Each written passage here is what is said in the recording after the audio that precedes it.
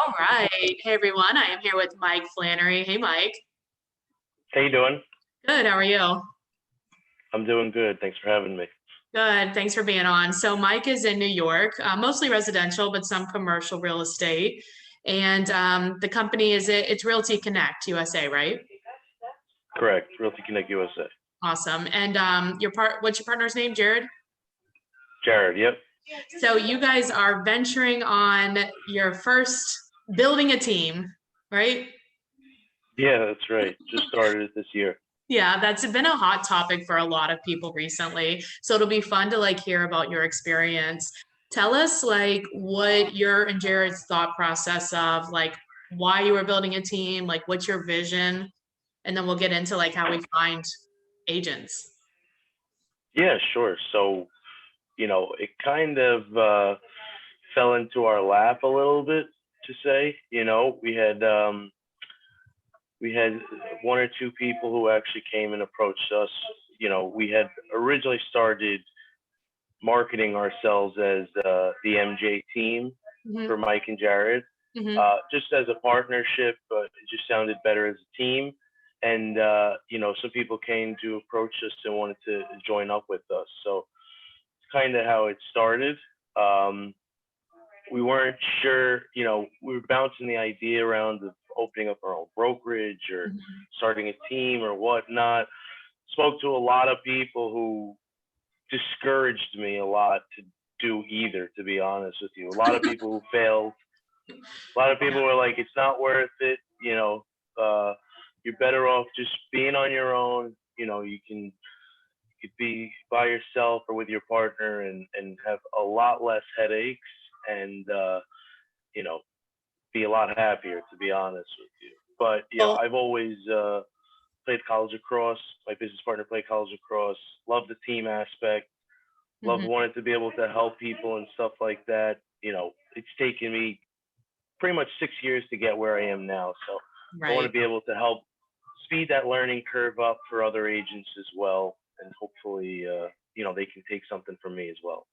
Yeah, no, that is funny. I mean, a lot of agents are in a similar position, right? So they're about. Hold on, I can't hear you for some reason. Okay. Oh my God. Yeah, I mean, a lot of people are in the same position, and if you've been in somewhere between 3 and 6 years, you're starting to think about these same things. Does it make sense financially for me to start my own brokerage? Does it make sense for me to expand? And then after you've been in and tried some of these things, and I imagine that's who you were talking to, a lot of times they do fail. We've done a lot of videos on this, and it's why do they fail is what you have to ask yourself, 100%. I think first question for sure is you got to ask is this something you really want to do? Is it the right decision? I mean, right. If you got to be doing it for the right reasons, and we feel like we can definitely help train our team members up and supply them with a lot of business and help them succeed. So we decided to take the job. And then they're helping you because it has to be a mutually beneficial relationship as well. So what are you getting out of it? Absolutely. So, I mean, we're getting to put our names on their listings and stuff like that. It helps us out a lot, to be honest. With brand recognition and some of the extra leads and things like that. Absolutely. Yeah. I mean, some of the things that a lot of people don't think about when I think that we can all agree, having your own brokerage is it's usually not a good idea because there's a lot of expense and liability and what's the reasoning, right? Especially if you're trying to create brand recognition, it's now you're starting from zero, sort of. Right. So that doesn't make sense. 100%. There's a lot more overhead that goes with it, a lot more liability. You're taking on a lot more. So that's why I think the team structure works for a lot more people. You can create systems in place that really, that will help develop. And then once you can start growing, people will fit in and everything kind of fits into place from there. Yeah. I mean, we were headed into this talking about bringing people on, but this is actually this is a pretty good pivot and a pretty interesting conversation, I think. So it's like, so yeah, you can leverage, like if you build the team under the current brokerage, you can leverage like some of the training. Because the thing is as you bring people on and you'll begin to see this, it is going to take away from, you have to add that into your schedule, right? But it's, yeah, so you can lean on the brokerage for some of the trainings that if you owned your own brokerage, you would have to do. Right. But Absolutely. you don't have to do that, at whatever brokerage you're at. They likely have some kind of training. Absolutely. And I mean, it's another big aspect of time managing now, because me and my business partner are operating as, team leads, but also running our own businesses, so every minute we spend on managing the team, it's a minute away from our business, and you kind of have to find that happy medium. Exactly. It may be worth it too, as people are thinking about like, how am I going to develop my team? They may or may not already have a partner like you and Jared do. So that's like a good question. Like, does it make sense to take on a partner, having one partner focusing more on like the day-to-day like operations and people management, and one focusing more on generating leads, getting business to make sure, because it's going to take, especially as like in your thought process when you're thinking about building your team, is it mostly newer people, or are you guys considering some seasoned people as well? Mostly newer people, to be honest with you. Um, yeah, to be honest, I prefer the newer people. Honestly, they've got no bad habits. You know, we've gotten really lucky with the three people that we've brought on. They're Yeah, really smart.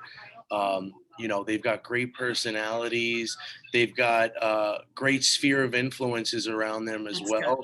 well. I feel a lot of them they can cultivate from their databases, relationships they've made over the years, that they can really build great businesses with the people who they already know, Right. and who they built relationship over the year. I mean, Carl, he's one of the team members, has a great sales, a medical sales background. Oh, good. Teresa was in the fashion industry. Our other guy is an investor in real estate already as well. So they definitely, that's one thing I've talked to them about, is that, me and Jared are supplying them with leads and stuff like that, but to really work on their database and their sphere of influence. And that's number one for Right, sure. because you're teaching them too, like how to have their business like inside of your business. I think too, you're making a good point about somebody who already, people that already have sales experience, because that's like one thing that they don't teach in real estate school. Like you can't teach, in my opinion, you can't teach work ethic, and it's very difficult to teach sales if you don't already have that background, because it's like if you don't have it, if you've never done it before, it's like, why are you doing it now? Do you really understand what it is? I mean, let's be honest. I mean, right now there's so many people getting their license, and Yeah, they see the trend, they see the market's hot. We know that when there is a correction in the market, a lot of these people are going to fall by the wayside. right. A lot of people get into real estate because they think it's easy, they think it's It glamorous. is easy, Mike. It's so easy. You just show three houses and you're done. You pick one. It's simple, but it's not easy. You know, Exactly. so I mean, it takes a lot of time and effort. You wear a lot of hats and stuff like that, but it's a lot of people fall by the wayside, and it's for a lot of different reasons. So you definitely want to make sure when building a team, you're building the right people. Yeah. Like I said, I've spoken to a lot of people where they built up teams of 12 people, and they literally went back and started from zero, because Right. it wasn't working out. You know, There you want has to be a foundation. So it's like, some people will try to start it too soon, but like how you and Jared are doing it, it's like you guys already have this foundation. You already have systems, processes that work. So that part's not going to crumble. You're absolutely going to make mistakes, right? yeah, Like that's just yeah. part of it. Absolutely. I'm someone too that, like, you know, if someone on the team needs me to go with them on an appointment, I got no problem. I'll be there in Yeah, a second. If they want a door knock or hit the phones, I'll be there with them. We're right. trying to schedule like one night a week where we hit the phones together, Yeah, that's try to great. do like a power hour or something like that, So anything to help, it's kind of like, you fly by the seat of your pants, you figure it out as you go, little by You'll little. learn. But you try to have your systems in place, your Mhm. marketing, your advertising, even policies too. I've come to know, like I called you the other day just because I love, you always have the best responses to everything. They're so perfect. So, but like, even, if you're dealing with a buyer who is constantly putting offers under asking. So, what's the policy for that? What do you do? So we have that set. So if you're working with someone and they're constantly doing it, we have it written down so the agents underneath us know how to handle every single situation. And they also, you make a good point too, is that you're in there with them. You're doing the work. I see a lot of agents want to start teams because they no longer want to do the work, but that doesn't work. Like you have to be in there with them. They can hear you, they can learn from you. It makes it a lot shorter from, nothing to getting deals if you're there helping them. Oh, 100%. I mean, I think credibility Yeah, is a huge part of being a team leader. right. You have to be the person generating a lot of business and stuff like that. You have to have a constant influx of listings too. So Yeah. the agents underneath you, if they can work your open houses, Mhm. they can get business from you. So Right. there's a lot of pressure in being a team lead, but you have to constantly make sure that, the business is, you know, coming through you as well. Right, because you got to make money. But I found that actually having team members and being like feeling responsible for them, like upped my accountability too. Because it was like a lot easier, like on my own, to be like, I'll do it later. But you can't do that when you have a team. Oh, absolutely. Absolutely. Now you got people relying on you. Exactly. And you don't want them to be like, oh, I'll do it later. Like if you guys agree to something, you're going to want to do it. I think that's one of the biggest things, not just being a team leader, but being a real estate agent. You know, every single night before I write down what I have to do the next day, because if you Mhm. come in without a plan for the day, you're kind of just going to dilly dally. You're Yeah, not going to get as much it's not stuff going to done. work. But if Right. you have a list of things written down of what you need to do, I mean, my calendar is packed in my phone Yeah. constantly. You know, Right. but if you have a list of things of what you're going to do, but not only what you have to do, how you can accomplish those goals, so Mhm. it's your day is pretty much done.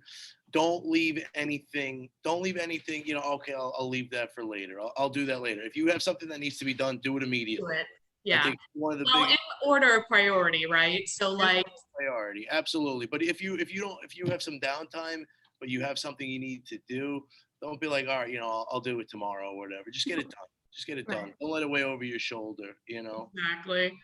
Well, I really appreciate you coming on. It'll be fun to watch your journey. I think what I'm hoping people get out of this is if you're thinking of starting a team, really what I hope they learn and some of the things that I took out of our conversation is really think about what are your intentions of doing this? Are you still intending to be doing the work? Do you have a passion for helping others?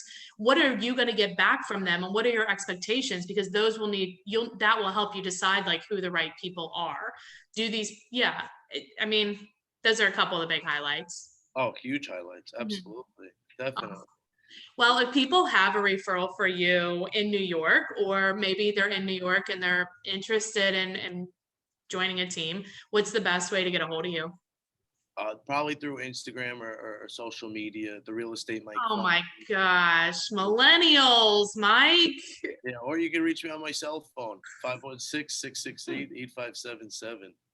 Yeah. Your Instagram. Instagram is probably the number one way. I gotta say, we're getting a ton of business through social media right now. That's good. Maybe we'll do a video on that, like how to get business through social media. What is Yeah. it? Just your name? Name, yeah, definitely. I think, people see what's going on. But I'm 30 years old, and I think honestly, a lot of people I've grown up with, and through sports and school, a lot of them are buying houses now too, or selling houses. So it kind of things are like coming into fruition now with that. Is So your, if they want to find you on Instagram, is it your full name, Michael? it's the real estate Mike Flannery. Yeah. The Real Estate Mike Flannery. Awesome. All right. Give your cell phone one more time. 516-668-8577. Awesome. Thanks for being on, Mike. Thanks, Jen. Appreciate it.